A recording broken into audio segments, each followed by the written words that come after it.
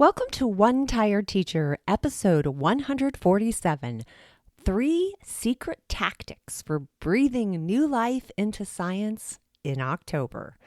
So today we're going to talk about incorporating some Halloween and some October fun into our teaching of science and STEM, and really just refreshing our month of October.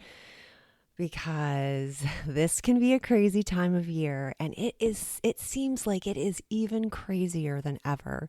I see so many teachers struggling, and I just want to say that you are in my heart, you are in my prayers, and if there's anything that I can do to help you, please reach out. I believe in what you're doing, and I know it's difficult. It's so difficult because we have things like, we've got the masks are not masks, and then some kids testing positive, and then the fear of all that, and then kid not having your whole class there every single day and already feeling like they're behind because they've been out of the classroom for so long, and the pressure of feeling like you have to get them back exactly where they were before, which seems like a really unrealistic expectation for all of us, for admin, for districts, for politicians. It's just, we really need to take our kids where they are right now and go from there and like let go of some of those past expectations, because it's, how are we going to do it? Especially if they're not there every single day. And then we've got some kids there and some kids not there. And you feel like you have to multiply yourself by like 5 in order to get everybody on the same page. It's hard, and it's okay. It's okay that it's hard. It's not okay that it's hard, but it's okay that it's not exactly the way that we want it to be.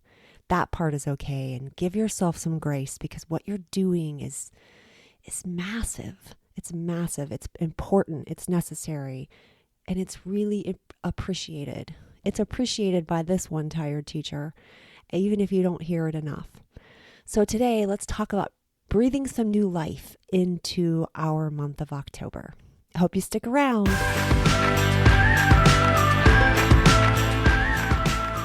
Welcome to One Tired Teacher. And even though she may need a nap, this teacher is ready to wake up and speak her truth about the trials and treasures of teaching. Here she is, wide awake. Wait, she's not asleep right now, is she? She is awake, right? Okay.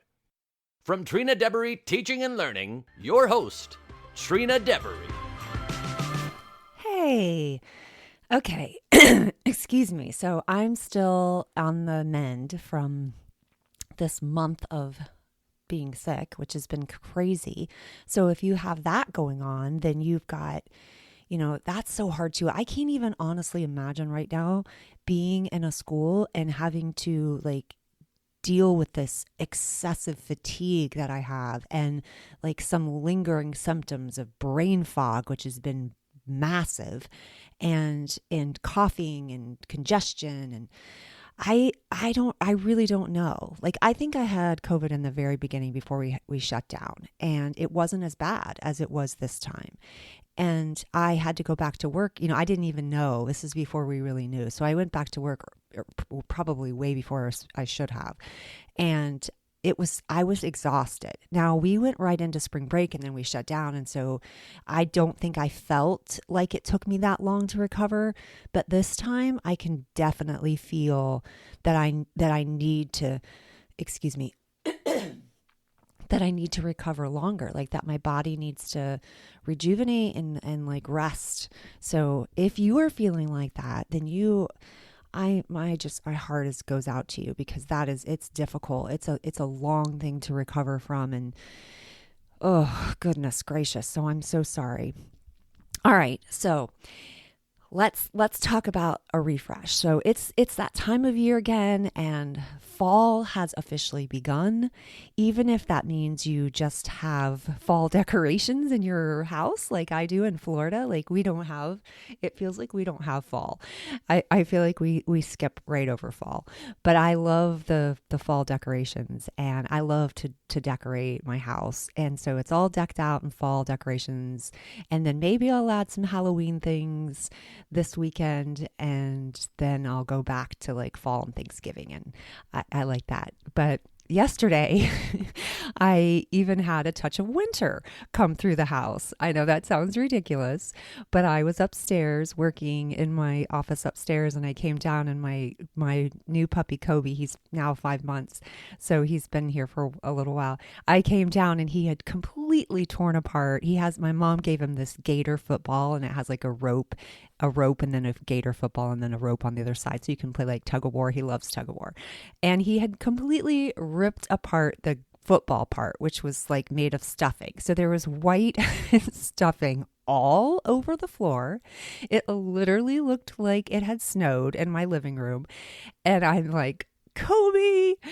And of course, that has made him have a horrible upset stomach. So we have that fun filled fact on top of it. So we went from fall to winter in like 2 seconds.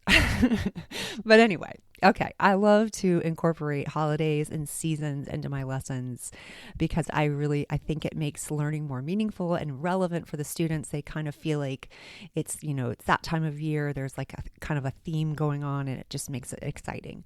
So today, we're going to talk about 3 secret tactics for breathing new life into science in October. And it doesn't necessarily have to be science. It could even be in your ELA block or social studies. Well, social studies is a little harder to kind of get seasonal, unless you're talking about like the history of Halloween or the history of some type of fall topic. That might work, but sometimes that's a little harder. So I focus specifically on on science, because I have some ideas for that. So that's probably why. All right, so let's talk about it. So let's talk about secret tactic number 1. Incorporate Halloween or fall into your science topics. So that's where it can get really fun. Now, this first tactic is definitely one of my favorite things to do. You look at your standards according to your pacing guide.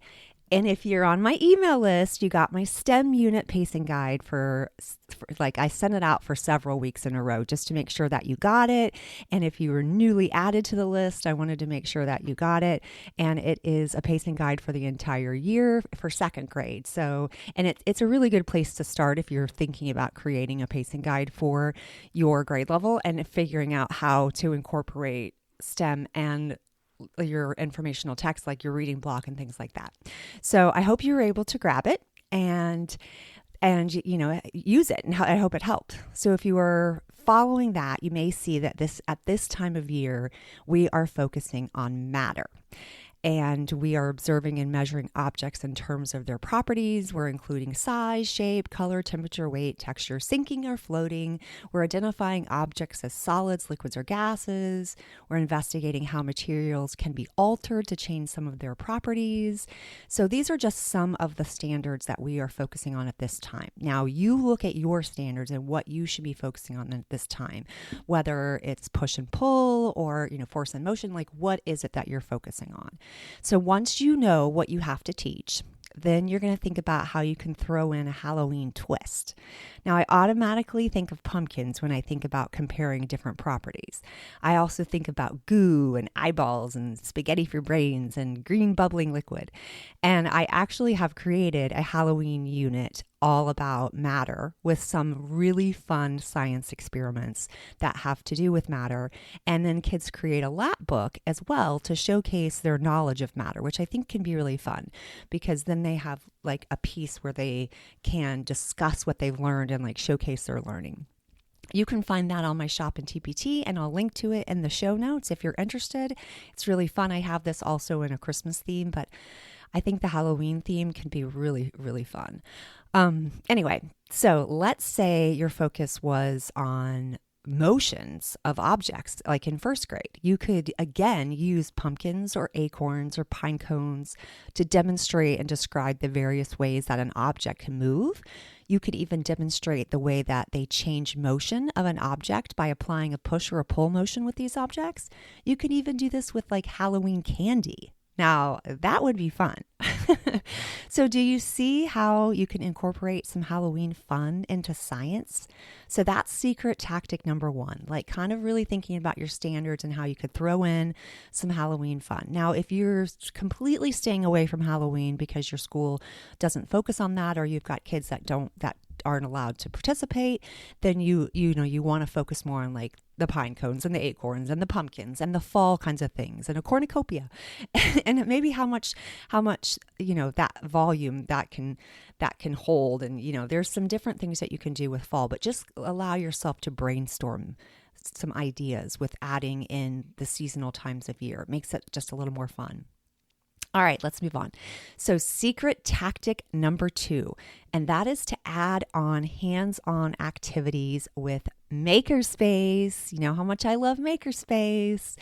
And I actually spoke all about this on podcast episode number 96, which was quite a while ago. But that one was titled Halloween and Makerspace in the elementary classroom, which I'm going to link to in the show notes. You can just find episode 96 wherever you listen to this podcast, whether it's on Apple or Google or Spotify or Stitcher or just on my website. You can just scroll on down and find episode 96.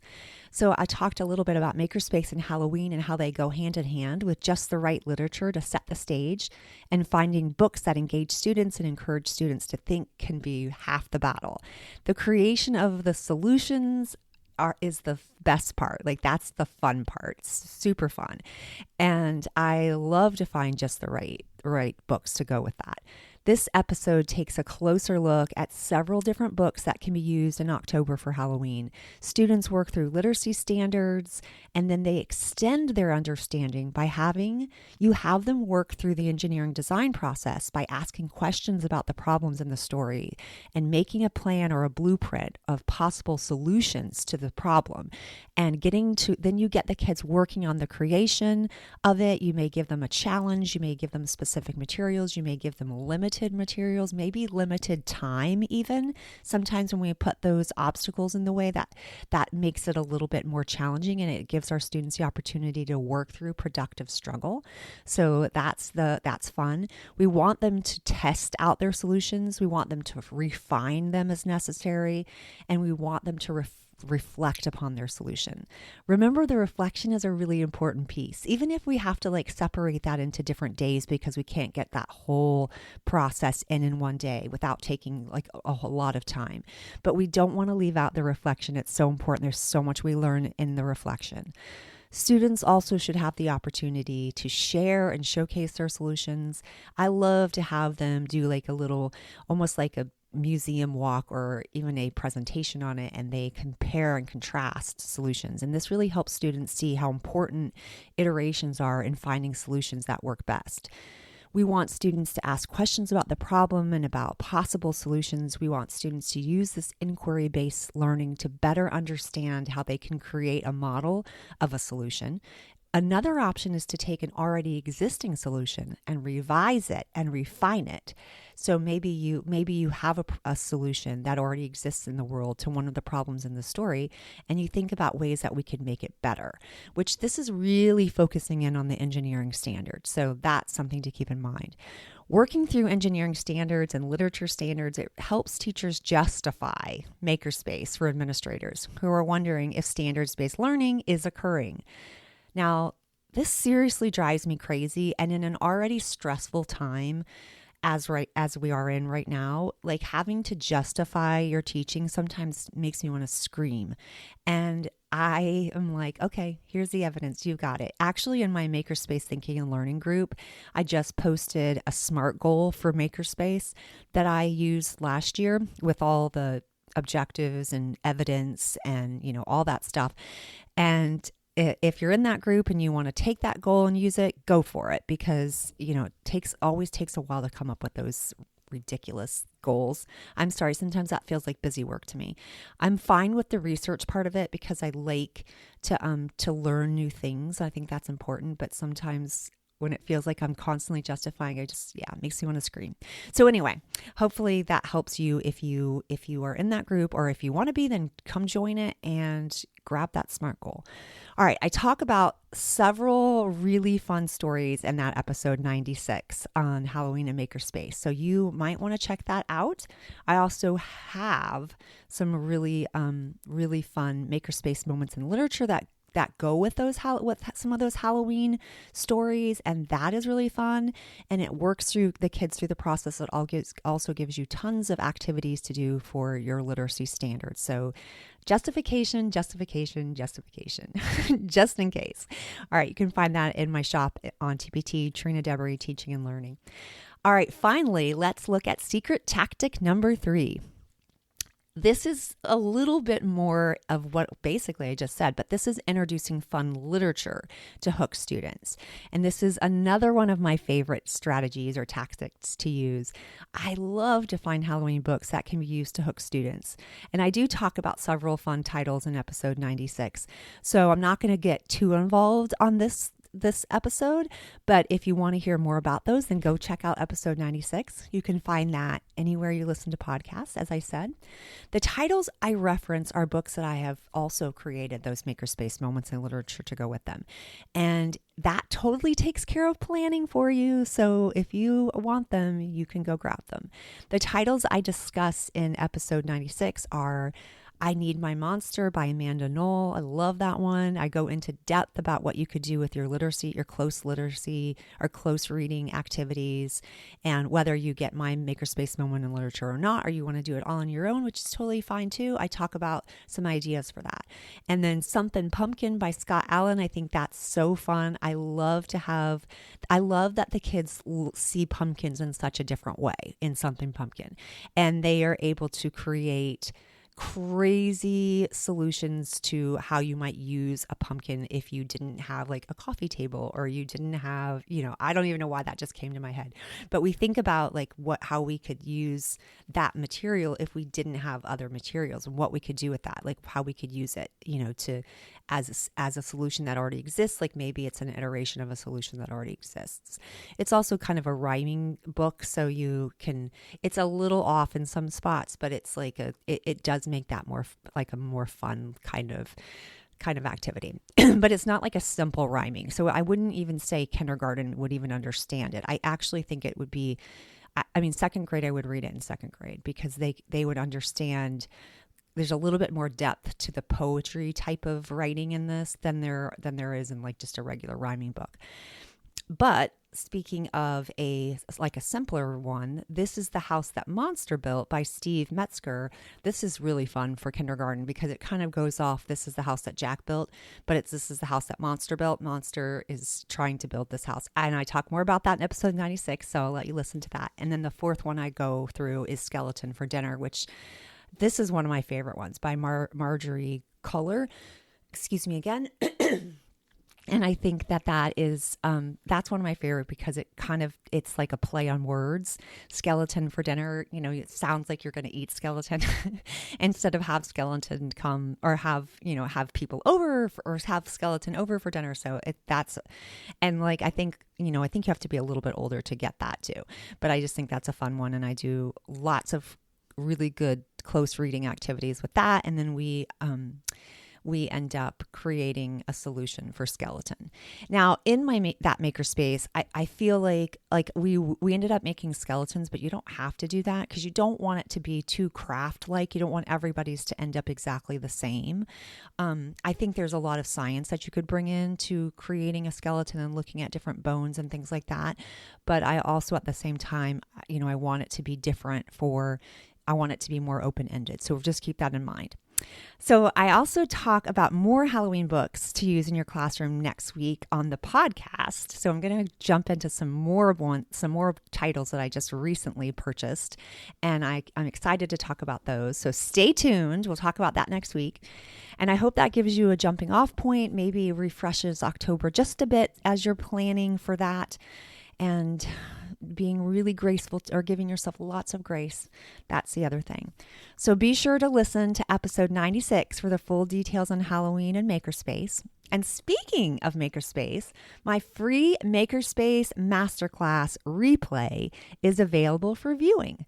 And I'm going to link to that in the show notes. You can find it by going to trinadebreteachingandlearning.com. And if you are new to the website, it's a new pop-up, so it'll pop up and let you sign up for it.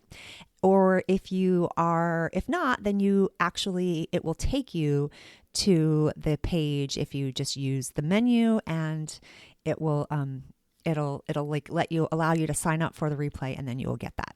All right, so you can go straight to it. Next week, this one tired teacher will be talking about more Halloween books and more literature to use in October, but I will hopefully get a little bit of a chance to recover from this irritating sickness. So I might need multiple naps. Until next time, sweet dreams and sleep tight.